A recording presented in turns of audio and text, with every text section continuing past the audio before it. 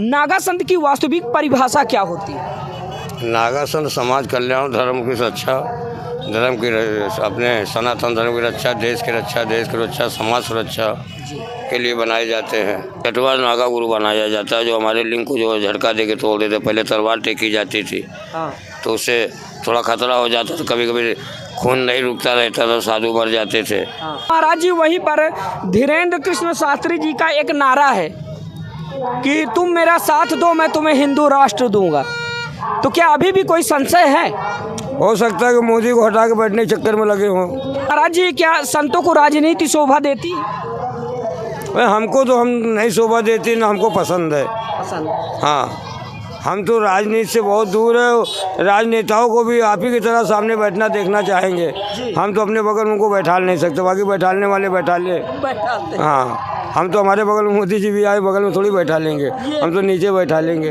नमस्कार, आप देख रहे हैं दर्शक न्यूज़ 24। मैं हूं आर के निषाद और एक बार फिर से स्वागत करता हूं आप सब लोगों का दर्शक न्यूज़ 24 में। बता दें कि इन दिनों प्रयागराज में चल रहे माघ मेला 2023 के बीच ही तमाम तरह के संत महात्माओं की गरिमामय उपस्थिति यहां पर देखी जा रही है। तो आज हम जिस जगह पर मौजूद हैं वह जगह है प्रयागराज की त्रिवेणी संगम स्थित रामघाट, और यहाँ पर हमारे साथ आज नागा संत होंगे।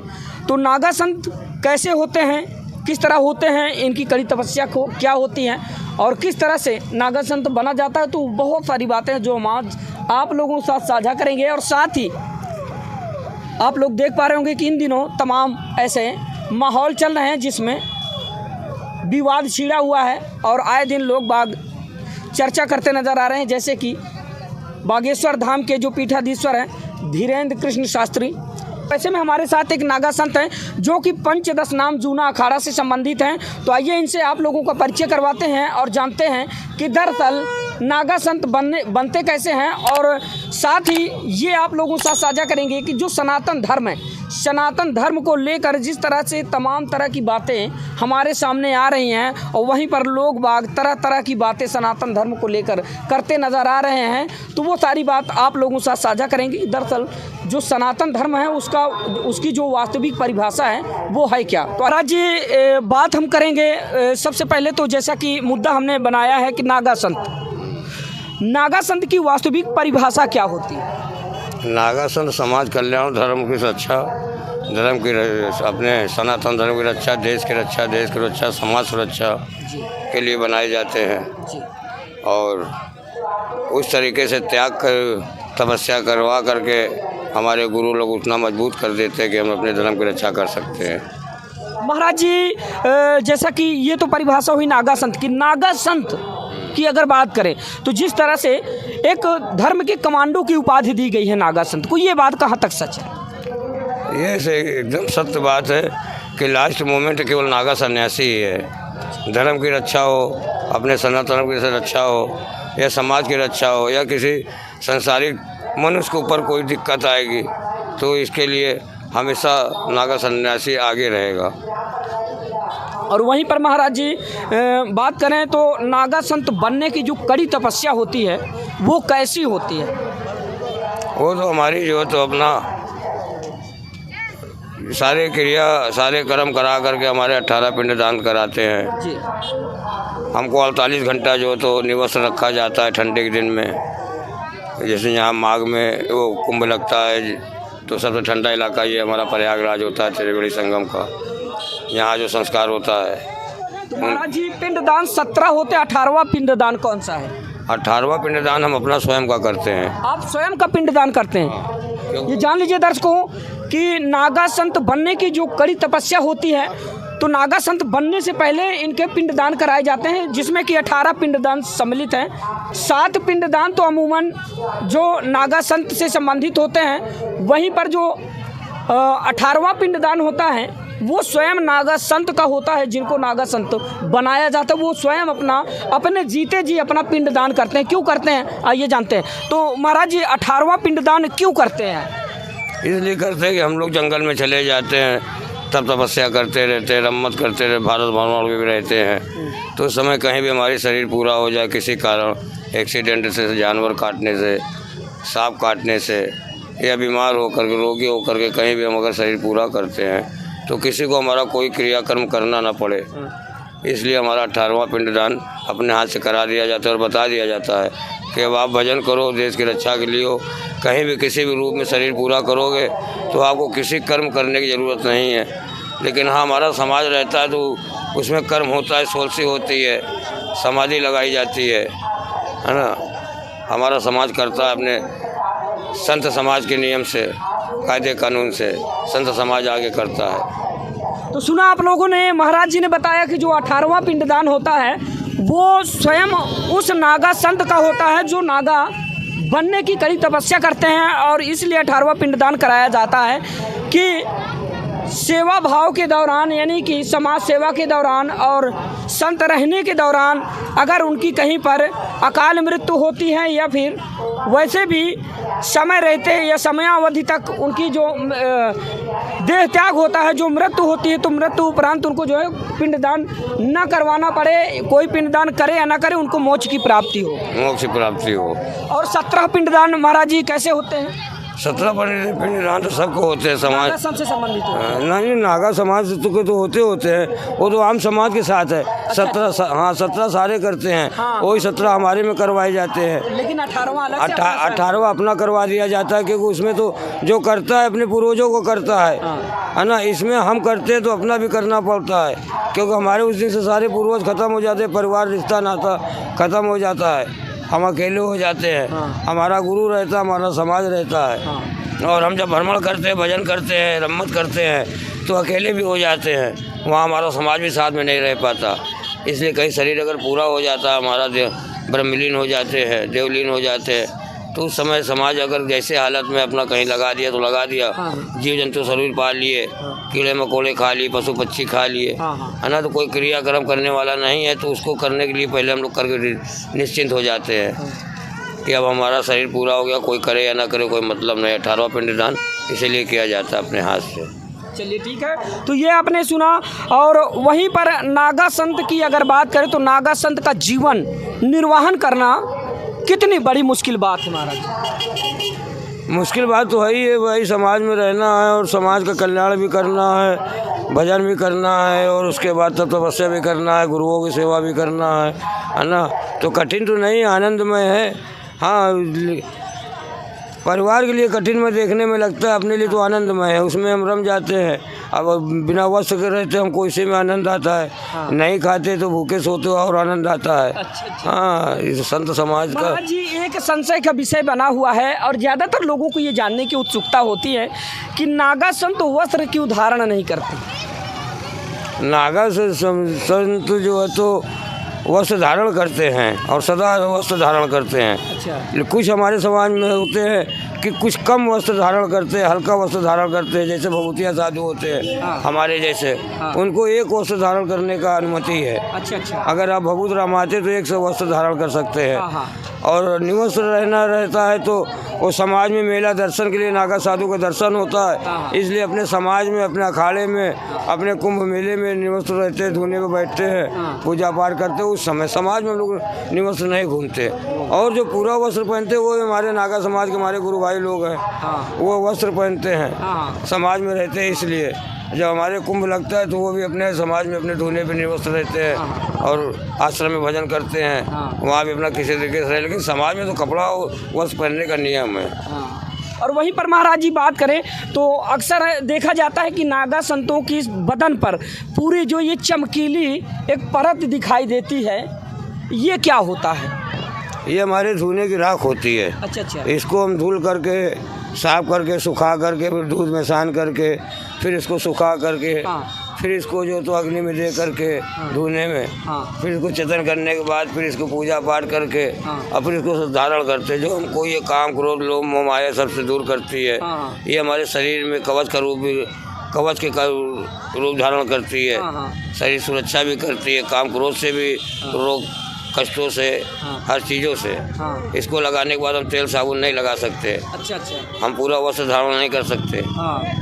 इसका नियम होता है।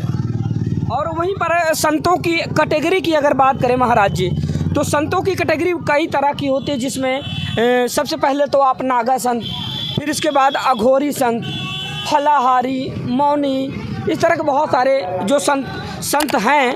तो सबसे जो अहम संतों की जो टोली होती है वो कौन सी होती है? देखिए, नागा समाज तो एक ही समाज है जी। इसी में के सारे निकल के जो है तो कोई मौनी हो जाता है, कोई खलेश्वरी हो जाता है, कोई जो है तो अघोड़ी भी क्रिया को भी धारण कर लेता है, उसको भी पूर्ण करता है। तो अपनी अपनी लाइन रेखा सब अलग अलग है। कोई मौन व्रत रह करके तपस्या करता है, कोई भस्म लगा के करता है, कोई 12 साल जंगलों में रहता है, कोई 12 साल मसान में रहता है, उसी को अघोड़ी कहते हैं। हाँ, अघोड़ी नाम, लेकिन वो नागा सन्यासी ही है। और भी पंथ के लोग भी हैं, वो हमारे वैष्णव संप्रदाय में भी है, और भी संप्रदाय के लोग हैं, वो भी मसान सिद्धि करते हैं। लेकिन अखाड़े में सबसे बड़ा अखाड़ा जूना अखाड़ा कहा जाता है, जूना अखाड़ा कहा जाता है। और उसी के नागा सन्यासी को जो तो सबसे ऊपर, और इसी की सारी शाखाएं हैं। मेन तो जूना अखाड़ा, पंचदश नाम जूना अखाड़ा है। ये है। तो बता दूं दर्शकों की जो आप लोगों के मन में जो एक प्रकार से भ्रम हुआ करता है कि संतों की श्रेणी में सबसे बड़े संत कौन से होते हैं, तो बता दूं कि संतों की श्रेणी में सबसे बड़ा जो नाम होता है वो होता है जूना अखाड़ा। जूना अखाड़ा मेन ब्रांच होता है, और फिर जितने भी कैटेगरी के संत होते हैं वो सारी के सारे जूना अखाड़ा की शाखाएं हुआ करती हैं। तो इस तरह करके नागा संतों की जो उपाधि होती है वो सबसे बड़ी होती है। और वहीं पर महाराज जी जो अघोरी संत हैं, उनका कहना है कि सबसे कठिन जो तप और हठ होता है वो उनका अघोरी संत का होता है, अघोर पंथ का होता है। हाँ, तो ठीक है, सही है।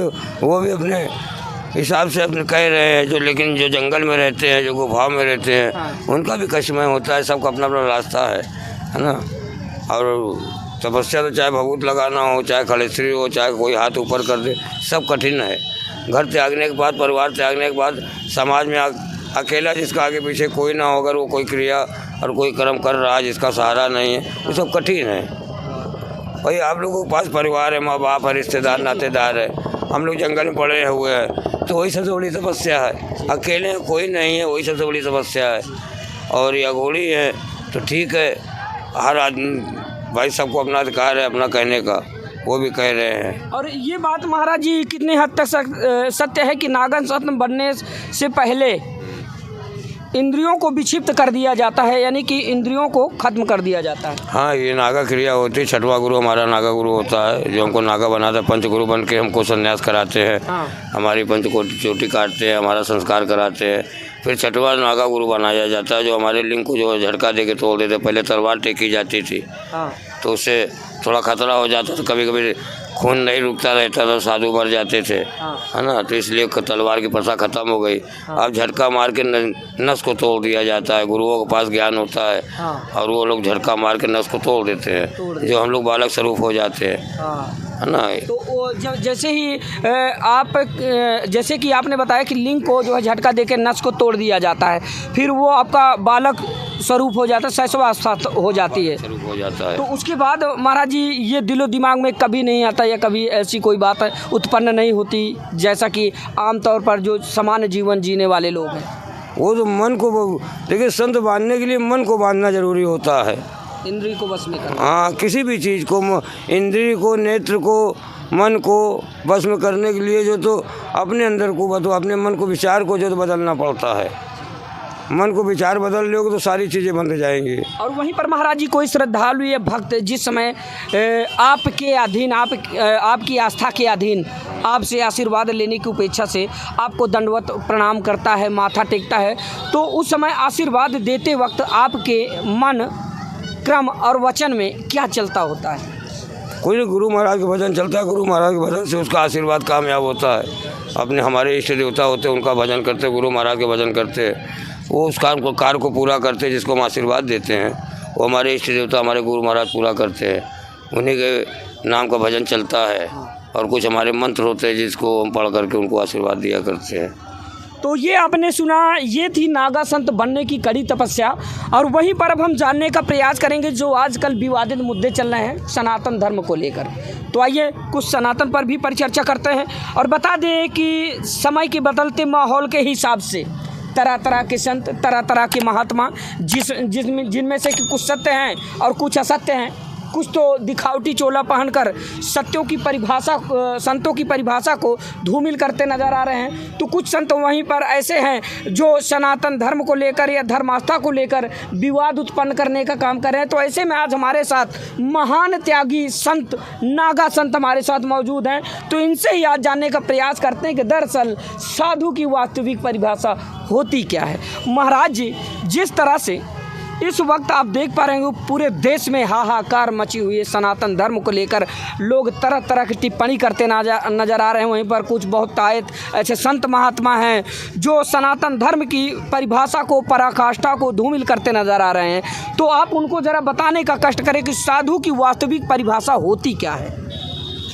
साधु जो होता है जी, वो किसी को गलत दिशा नहीं देता, गलत दिशा नहीं देते, बहुत सही। और न किसी दरवाजे जाके वो किसी बात का मांगने की इच्छा रखता है। जी। साधु जो होता है हमेशा देने की इच्छा रखता है, और उसको देने वाला ऊपर होता है, भक्तों के रूप में देता है। आप आओगे हमारी समस्या को, हमारे कमी को पूर्ति करो, लेकिन देने वाला गुरु महाराज होता है, ऊपर वाला होता है। साधारण विचार, हाँ, साधारण विचार होता है। हाँ। और इसके अंदर लोभ नहीं होता। हाँ। ये किसी को गलत दिशा नहीं दे सकता। और जो लोग अगर प्रवचन या लगा कर कोई ऐसा चमत्कार करते हैं, हाँ, तो उनके बारे में हम क्या कह सकते हैं। समाज ही उनको देख लेता आने वाले समय में। बिल्कुल बिल्कुल बिल्कुल, है ना। हम किसी की निंदा करने का अधिकारी नहीं है, हम किसी को गलत नहीं कह सकते, है ना। लेकिन समाज में तरह तरह के लोग हैं, अपनी तरह तरह की दुकानें चला रहे हैं। अभी आप लोगों का मीडिया का काम है, प्रशासन का काम है, वो देखेगा, हम उसकी निंदा क्यों करें। तो ये आपने सुना महाराज जी ने बताया, जो साधु की वास्तविक जो परिभाषा होती वो होती है साधारण और उच्च विचार का धनी, लोभ और मोह माया से दूर रहने वाला ही संत होता है। क्या महाराज जी, जिस तरह से आज सनातन धर्म की आड़ को लेकर तरह तरह के जादू टोना टोटके चलाए जा रहे हैं, तो क्या ये सनातन धर्म में सम्मिलित हैं? नहीं, ऐसा नहीं है। जादू टोने टटके टुटके तो ये तांत्रिक क्रियाएं हैं, तांत्रिकों के लिए हैं। और ये इनका एक समाज होता है खाने कमाने वालों का, जो ये सब करता है। जादू टोना टोटका कुछ नहीं था, सब हाथ की सफाई होती है। जादू टोना टोटका होता है, बंगाल में होता है। हाँ, वो जादू नगरी वो है। और ये जो जादू दिखाते हैं सब चमत्कार है, वही जादू लोग सीख करके साधु समाज में बैठ के मंच में बैठ के दिखाते हैं, तो उसको लोग साधु संत भी कह देते हैं। और वहीं पर महाराज जी एक सवाल मेरा ही है, क्या सनातन धर्म कभी जादू टोना टोटका को बढ़ावा देता है? नहीं, हमारा समाज साधु समाज कभी नहीं देता। साधु समाज का तो सबसे बड़ा महत्व होता है उसका आशीर्वाद। और संत का सबसे बड़ा होता है पहला दर्शन, दूसरा अगर आशीर्वाद मिल जाए तो महाकृपा हो गई। यही दो चीज़ साधु समाज की मेन पहचान है, और यही सबसे बड़ा आशीर्वाद है, यही सबसे बड़ा दर्शन का लाभ है।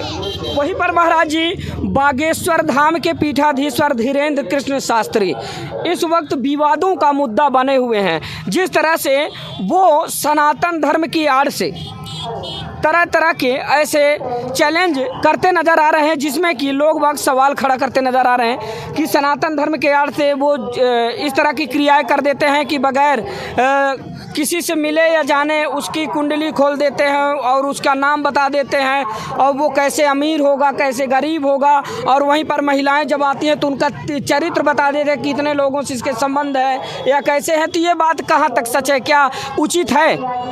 देखिए, ये सबको पता है। और ये जो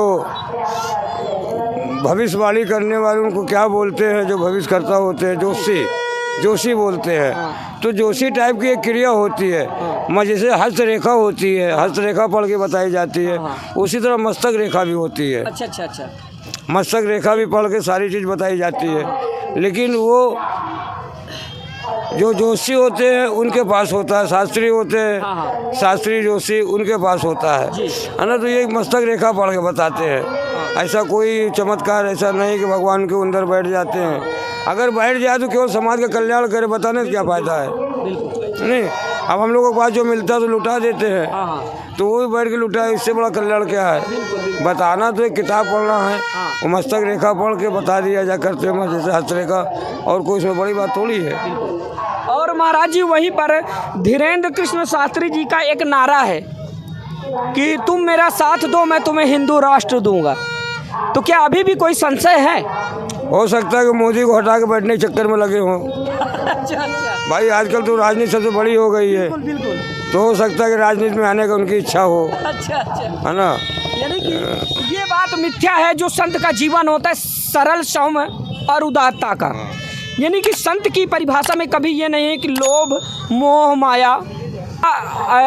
अगर सोचा जाए तो क्या सनातन धर्म कभी इस चीज़ को बढ़ावा देता है? सनातन धर्म इस चीज़ को बढ़ावा तो नहीं देता, वो तो दान धर्म में विश्वास रखता है और पूजा पाठ में विश्वास रखता है, लेकिन गलत शिक्षा देना किसी को या उसको भ्रमित करना अच्छी चीज़ नहीं है ना। अगर कर सकते हो तो उसका कल्याण करो। हाँ, और वहीं पर महाराज जी वो निरंतर विवादों में बने हुए हैं, और साथ ही जो है उनका कहना ये है कि हिंदू राष्ट्र बन जाए, हम हिंदू राष्ट्र की परिकल्पना करते हैं, और इसके बाद जो है हम हिंदू राष्ट्र बनाकर ही मानेंगे। जब तक हिंदू राष्ट्र नहीं बनेगा तब तक सनातन धर्म सुरक्षित नहीं है। ठीक है, अच्छी बात। अगर वो कह रहे हैं तो हिंदू राष्ट्र घोषित करेंगे तो घोषित कर दे भाई। योगी मोदी लगे, तीसरे नंबर इनका भी आ जाएगा, है ना। हम भी इनका सम्मान करेंगे।